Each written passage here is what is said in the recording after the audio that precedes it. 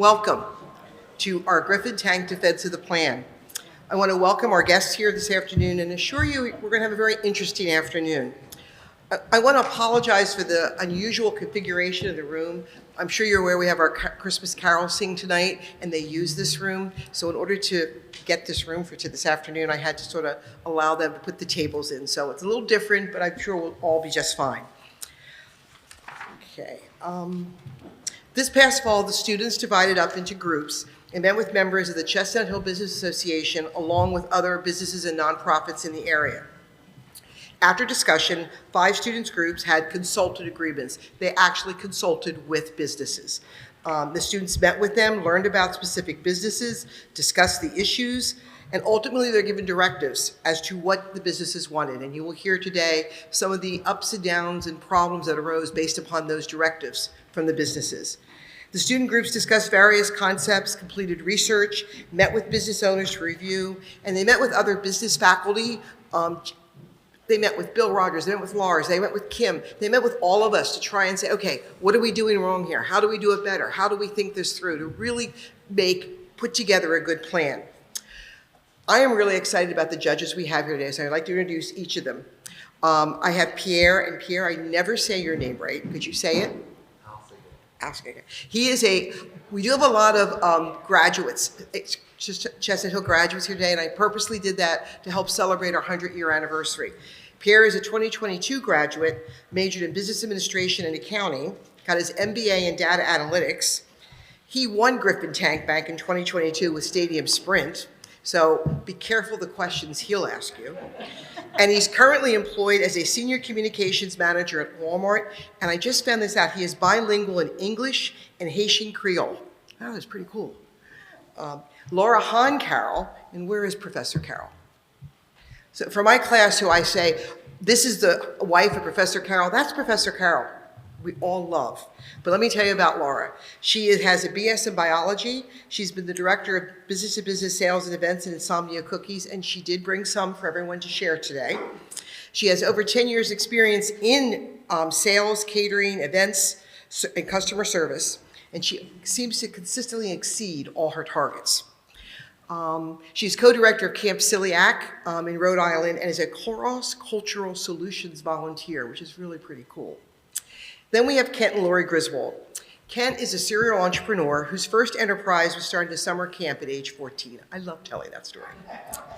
He is the founder and producer of The Wolf Pack, which our class watched, and introduced Wall Street, a board game, and founder of Zord Games, and introduced Wall Street, a board game where one takes on a role of investor trying to beat out their fellow investors to be crowned the king of Wall Street. He was the former president and CEO of Griswold Home Health Care and is on numerous boards. Lori Griswold, I always say, is his better half, and she is a nationally known policy analyst, gerontologist, and aging issues coach. She serves as a consultant in long-term care and compliance and has worked with Fortune 500 and government agencies on pre-retirement planning, and she's authored articles, and she's on various boards. And on a personal note, I really need to say this, we would not have our MBA program that we now have today if not for the insight, advice, and mentorship of Lori and Kent. I cannot thank you enough for how you helped me put that together. I have Loretta McLaughlin. She is the former Chief Financial Officer of the Sisters of Mercy, former Chief Operating Officer for McGee Rehabilitation.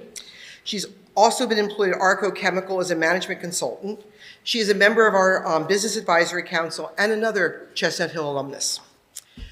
Alphonse isn't here yet, but Alphonse is another CHC alum, and he is co-founder of the clinic and clinician of Brightside Medical Associates. I have Luis Perez, another CHC alumnus, who is, he got his degree in International Business Language and Culture. He is a senior client associate at JP Morgan Chase. Those of you here that are looking at finance, you've got Luis, you've got Kent. Guys, you need to network. And while it's Chestnut Hill, is vice president and co-founder of La Vox Latina. Then we have Lorraine Riviello. Lorraine is Rivello. I'm sorry. I always do it wrong. I am sorry. Lorraine Rivello. She is also a Chestnut Hill graduate. She, with a major in math, which I can't understand anyone majoring in math, she completed executive education programs at Harvard, Emory, and the University of Pennsylvania, and she's a retired executive from the IBM Corporation. She also is a member of our business council. And then we have a very interesting individual, Christopher Civil. Did I say it right? He is a Chestnut Hill alumnus, but not from business, from communications. Am I correct? Communications. And he is the Deputy Director of Communications for the New Jersey Senate Republican Office. So his thought process is very different than our business. So I'd be very interested in the questions he asked you all today. So we have a very impressive group of judges with extensive experience. They have all reviewed your plans. They've come prepared to question each group. So our next group is going to present about the barn at Springbrook. I do have to say something about it. I sort of urged on one of our groups to pick this because one of my best friends is on the board. I think it's a really unique organization, and I'm excited to hear what they're going to say. Hi, I'm Colby Seelig, and this is Romy Mirovich, and so we consulted with Springbrook Farm, which is a nonprofit located in Westchester, PA. So Springbrook Farm, they hold kids 2 through 17 with kids with disabilities, and so they help foster them to have skills for their future. And so some of their programs that they have is animal-assisted programs, they have personalized therapy programs, and socialization events, which is their fundraisers, and as well as family barn visits. And so they've seen a lot of success in their program, as 84% of their parents have said that they've seen a lot of increase in their children's skills, as well as for their overall growth. Yeah, you can. But while they have so much success, they also have a lot of challenges that they've been facing. Some of the challenges is that they're limited to the number of events that they have at the farm. The township has zoning laws on their farm right now, which limits the number of fundraisers that they have to the number of maybe it's seasonal events. So that's a big challenge that they have right now. But also they need to hire an executive director. The executive director is the one that does everything for their farm. And that's a really big challenge that they need right now because they don't really have too much marketing going on, as well as with like their social media. It's more of like pictures, but they need more like videos or like the interactions with like the kids. Like those are the things that they need, and the executive director is the one that helps set that in stone. But then another challenge that we were told to help them with, which is to help them find new ways to find revenue streams. So you can go to the next one. So the things that we came up with is a flower farm initiative. And so through this, you can have the therapy and the skills development with the kids and planting the seeds into the dirt and then growing the flower. But as well as on the side, you can sell the flowers to the florist, or you can have the customers directly go to the farm, which is actually a trend right now that people do. As well as events, we suggest that they go back to the township and to get those zoning laws off, as the reason that the zoning laws happened is because they had a bad neighbor, and that bad neighbor caused them to have limits on their farm. They only have a limited number of, I think, 200 people on their property right now. And they also only have 2 fundraisers, one in the fall and one in the spring. And then the other thing that we got them into is the Neighborhood Assistance Program. So the Neighborhood Assistance Program is a program that helps nonprofits to get funding from businesses. But the catch is, if a business gives you $10,000, 60 to 90% of that money is going towards tax credits, which is a significant thing for businesses. And then the last thing is to build their digital presence. Right now, their competitor right now doesn't have much of a digital presence, but they do. On Facebook, they have over 1,000 followers, and we suggest that they try to pursue and do more videos, do more interactions with their donors. Through this, they can get more donors, they can interact with the businesses, get more partnerships with them, as well as their target audience is the parents. So that is going to be a key necessity on Facebook, because Facebook, a lot of parents are on that. And that's like the older generation social media, but as well as Instagram. Instagram is a good one too, because a lot of people get their news from Instagram now. So that's also a good idea to do as well. Okay, so the market opportunity. So Springbrook Farm, the demand of the programs that they offered are increasing, and a lot of families are looking for a place where their child will get education and therapy, to grow. We're talking about kids that have disabilities, and they're just looking for a place. The parents are looking for a place for them to express themselves.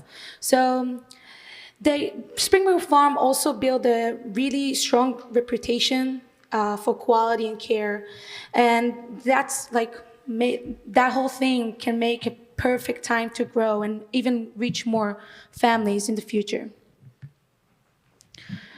So what's setting Springbrook Farm apart of everyone else? So because of the holistic approach, and also Springbrook Farm combine animal therapy, education, and family engagement to create a unique experience.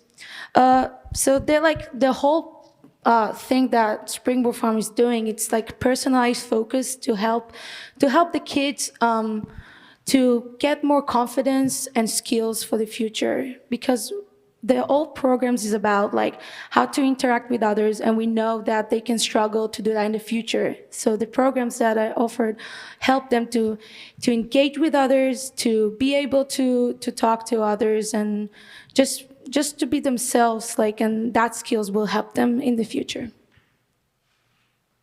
So, like Colby said before, so we're gonna talk about the growing revenue with the new things that we offered. So, to support our growth, we introduced a new way, like the flower farm and events hosting, that will bring an income of $70,000 annually. Also, fundraisers will add another $50,000, and the NAP program can provide up to $250,000 in donations and support. And this whole thing, the new revenue streams will help Springbrook Farm financially and ready for the future. Thank you so much for listening. I also want to say the photos that were in the slideshow, I personally took those, so they're going to be implementing those into the website. Thank you.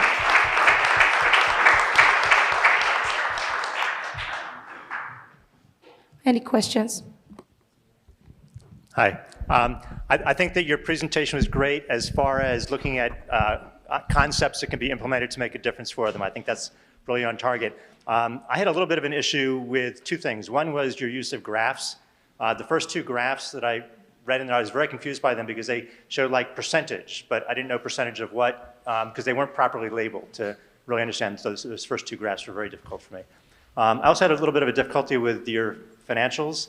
For instance, you show a change in the fixed cost from 2023 to 2024 of $90,000. When I added up the breakdown, it was $85,000. So it's $5,000 discrepancy. But if I look at that, I start questioning other financials if things don't balance out. And then on the balance sheet, there's also an issue. I don't have that in front of me, but that didn't fit either. When you add the things up, that it was not equal. And then finally, you show a surplus of $224,000, and I think that's, when they're pretty much break even before, and then you're adding a few things that might make money for them with the flower farm and so forth. But I think the key differentiator there is probably the $250,000 of in-kind. That is. Is that correct? Okay. Yeah, that is. Okay. So if I look at that, if you take away the $250,000, it looks like they're actually would be operating at a deficit. Yeah. Okay. That is supposed to take away all the expenses as well. So that's what that's kind of what that graph's trying to show. Okay.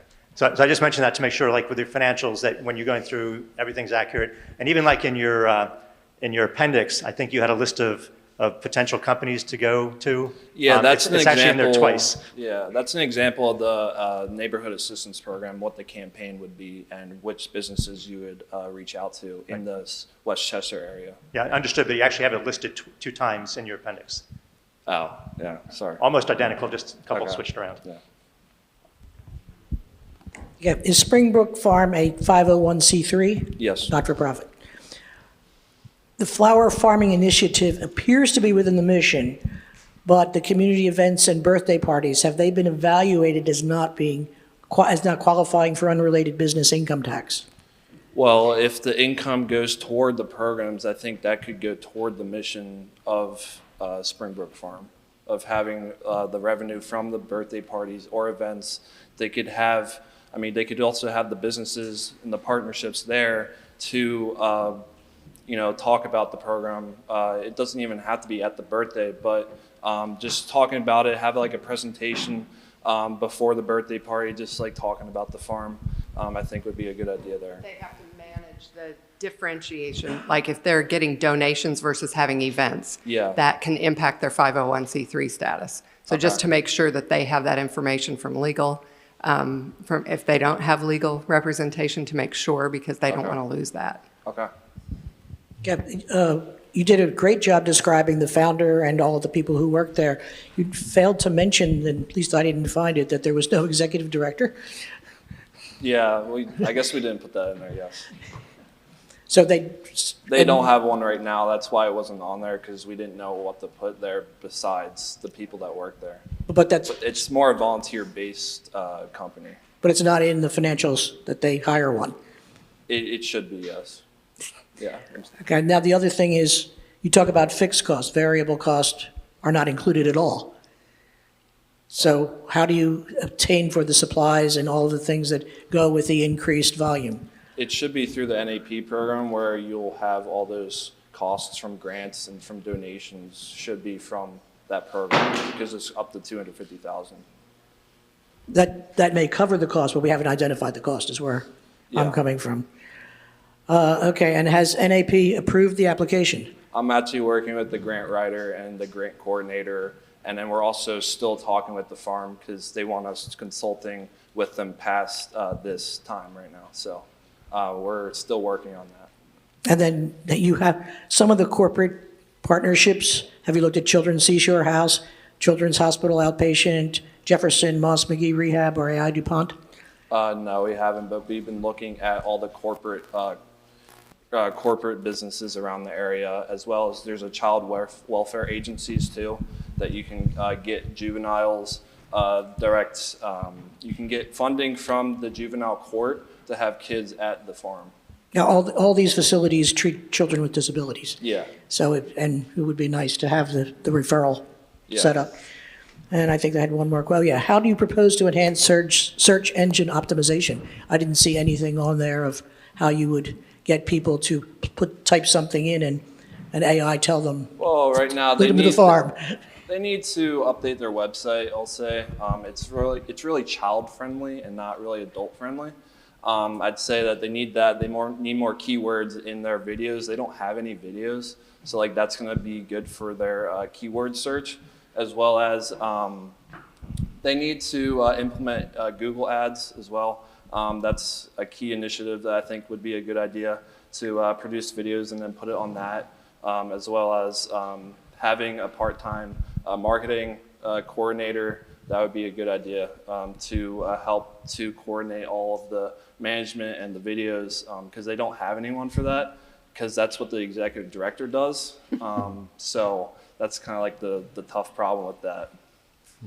I just have a couple quick things, and then we'll pass the mic back down.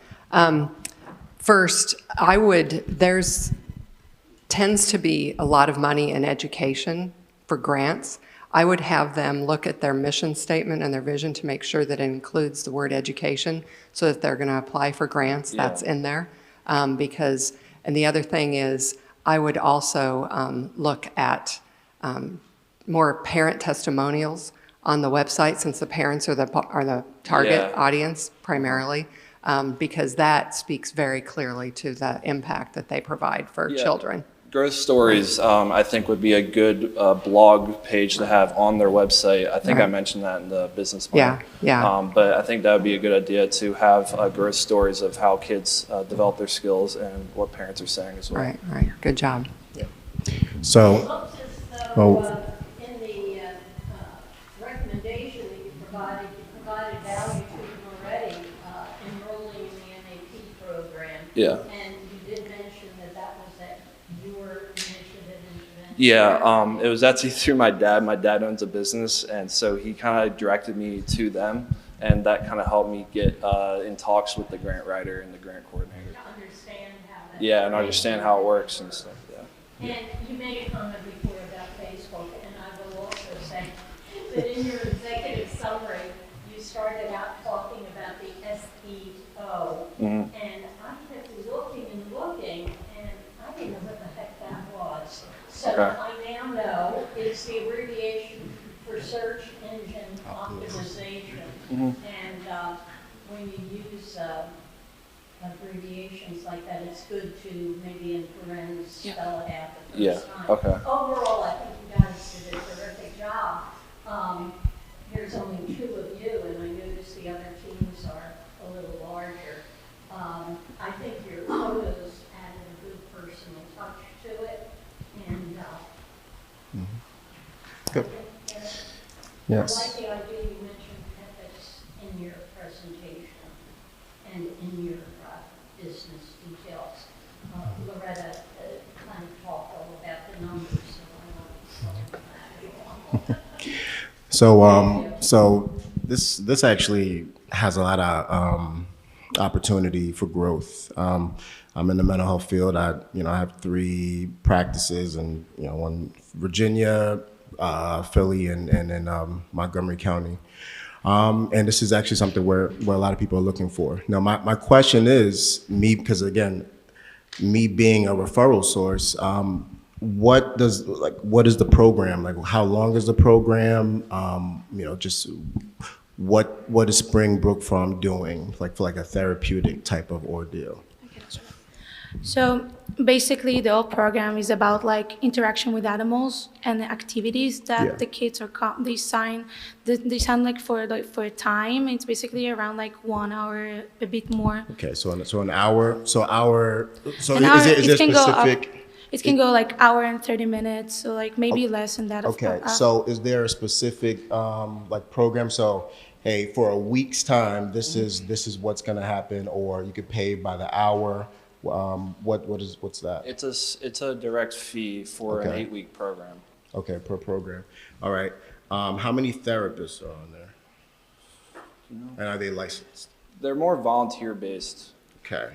All right. But we did mention that it's also a good opportunity to collaborate with therapies around, because that's like, to spread like to people to know more about like Springbrook Farm, because that's absolutely a great opportunity for families and the kids and to growth.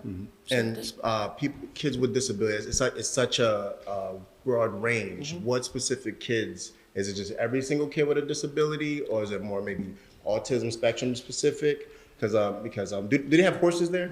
They do have Okay. horses, but they're So- mini horses. The horses that they have in the back are injured, and the one horse has to lead it. But they have potential to have horses They there. do. They have Yeah. potential to have horses.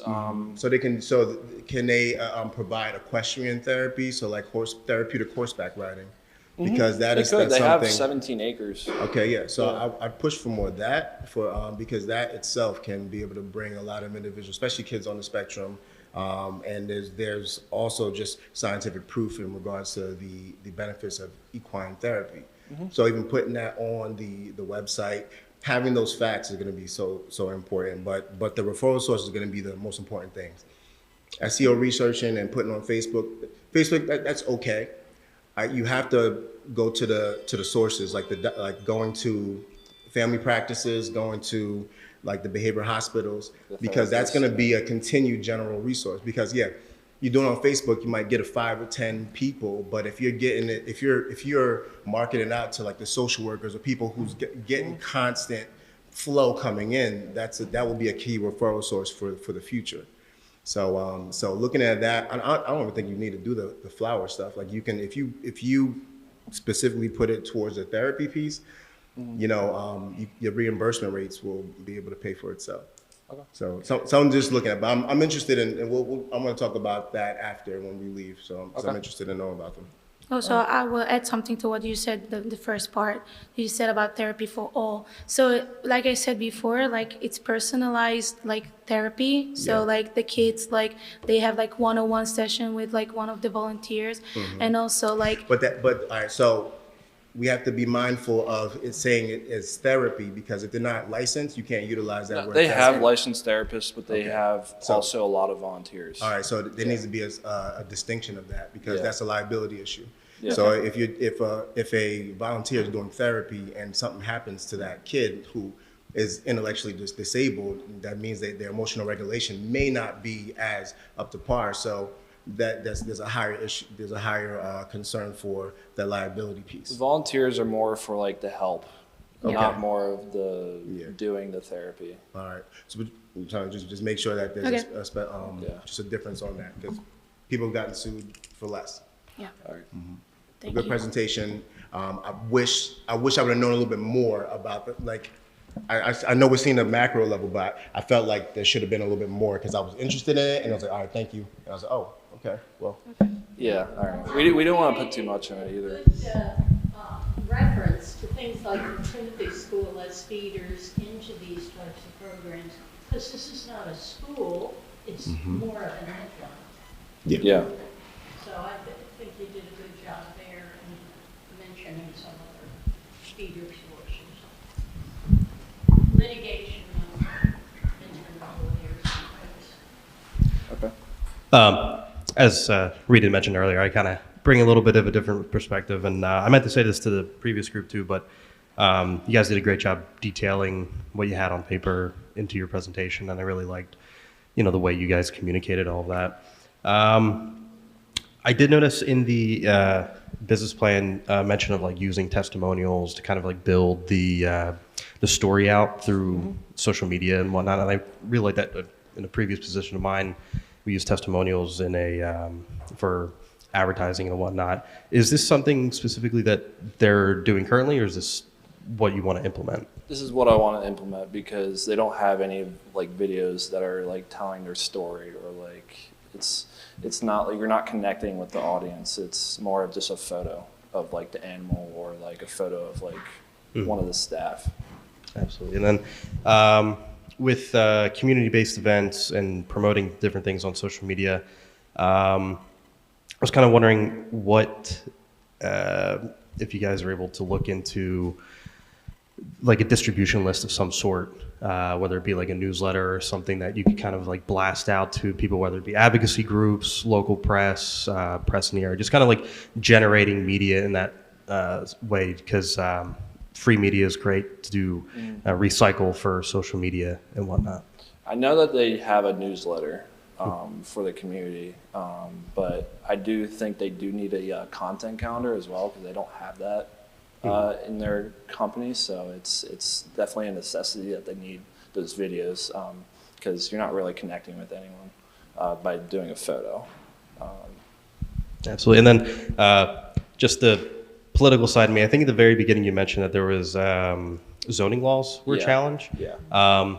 Forgive me if I was wrong, but I don't remember seeing that in the business plan, but I was just wondering if you could kind of elaborate a little bit on the specific challenge that they're experiencing with zoning laws, and kind of like what their relationship is with local electeds. So they do have a good relationship with the township. In the past, they had a bad neighbor, which caused all this to happen. The bad neighbor went to the township to tell them like, hey, like they're being noisy, or like they're like, they wanted to get rid of all the people that were having events there. So it was more of a thing in the past. So that's why it's one of our recommendations for them to go back to the township, because they have a good relationship with the township, and they have a good relationship with the neighbor that actually lives there. So I think it's also a thing that it could happen, that they will get more events on their property. Absolutely, yeah. Just from that political perspective, whether it's local electeds or people that represent the area, the saying goes, a closed mouth doesn't get fed. So especially with something like this that offers a lot of value to the community for kids with special needs, this is something that, presenting it to the right people can definitely get you guys either the money that are needed and, just the general advertising need to grow. Yeah, it's definitely a necessity that we need here in America because it's more popular in Europe than here. So I think they can definitely expand into the market, just like within the next year or two. I had one thing, as you mentioned about expanding, if you had issues in the past with the neighbor about being noisy and things like that, how do you plan to grow the size of the farm as you start getting referrals and partnering with businesses, things like that? Actually, they have something in plan, not like yet right now, but they wanted to go to another property, but like potentially. I tried to ask for blueprints for that, but they didn't have any. But it's potential that they could go from that property to a new property, or they stay and then they go to the township and get those zoning laws off to have more events on the property. But that, until that's done, you can't really Until that's plan done, to you can't, expand. yeah, You can talk about good relationship. If there was, it would have been taken care of by now, in my Yeah, opinion. it's the first thing they need to do in order to have more events is to go to the township and to make sure that they can have more events because they need approval from them and the neighbor to have different events. And until then, they could have events somewhere else. Yeah. Sponsored by someone who's donating their space. Mhm. Fundraising. Yeah, because I know they go in the community too. They have tables out and like maybe it's the Christmas parade or like the Thanksgiving parade. I know that they do that. So I think that's definitely something that they do too, which is good for marketing. But they also need that video to connect with people online because people are online more than ever today. So. Okay, one last comment. I'm sorry. I've been doing this. I think this is the third round. I have to say your passion and investment into this is incredibly impressive. You clearly understand it inside and out. And I think you're growing a lot professionally from this experience. Mm-hmm. So it stands out a lot. So thank you for that. Thank you. It's definitely a great experience. We're also going to be consulting with them after this. So it's definitely a good experience for my career. Guys, I just wanted to add to that. We've gone over all the details, but you guys did a fantastic job. I'm very excited for your futures because you guys shown that you have a great foundation. Obviously, certain things need to be polished, but it'll come with experience. But you guys did a fantastic job. Thank you so much. Thank you so much.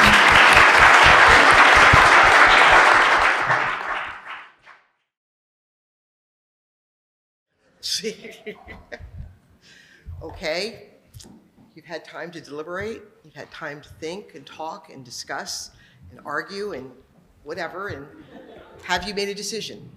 Yes. Who would like to, make sure, where's the microphone so it gets?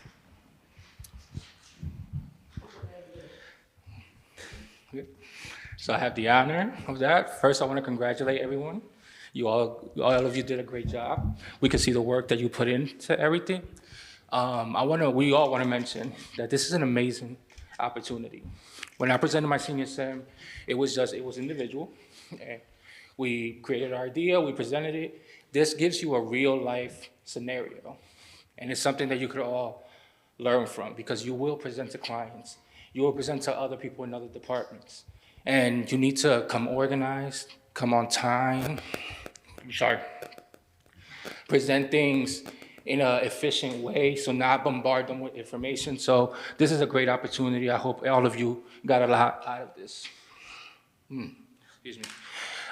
Some presentations stood out. We want to, the reasons that they stood out, everybody could be polished, everybody is gonna become better. That's gonna come with time and experience. But we felt that some of them showed a lot of dedication, a lot of work, a lot of effort, and a lot of organizations, and those are the ones that we wanna award the Shark Tank to. The Griffin Tank, sorry. The Griffin Tank. Yeah. So the two teams that we would like to award is to the Antique Gallery and the Barn at Springbrook.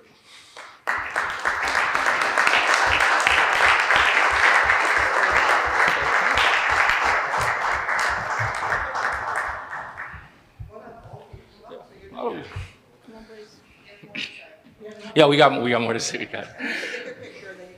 Okay.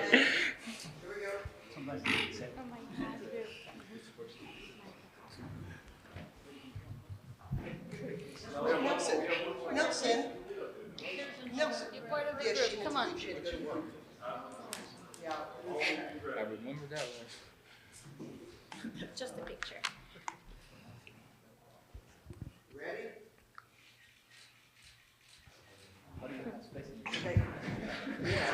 Guys.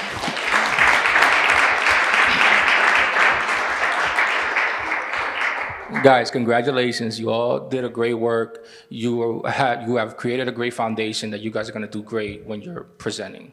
Any career that you guys go into, you're going to have mishaps. You're going to have people who don't provide information, who don't provide information on time. You just got to be flexible in everything you did. You guys did all a great job. To the barn at Springbrook, we love your passion. We could see that you guys cared. We love that you guys went above and beyond using networking connections. Anything that you can use to be helpful is always a great thing. The presentation was beautiful. We even personally all have like an interest. We're like, oh, I want to go check out this place now. And that's how well you guys did a presentation. So congrats to you. To the Antique Gallery, your paper was one of the most professional ones that I saw. It looked like something that I can see in my day-to-day business. So you guys did a great job there, worked with the client, understood things. My one suggestion I would say, never generalize anything, any ideas. Older people could use technology too. And but I also say this because as young people, we get generalized often. You get generalized, sorry, I'm including myself in that. But you will get generalized often as being new people, new entry level, or he doesn't know a lot. And you could probably have a lot of potential to you. So don't do anything to others that you wouldn't want done to yourself as well. Okay, but overall, you guys did a fantastic job. I am rooting for you, and we all want the best for you moving forward. Okay? Thank you so much. The lateness piece. Oh, and yes, and again, we're awarding this, but not to say nobody was perfect. To the team that was a little late with their paper, you were awarded this in spite of that. Again, these are real life scenarios. I have been told the day of, hey, this is not gonna happen because I could have made a mistake. Understood? So please take the win, but also take the lessons that come from this. Okay?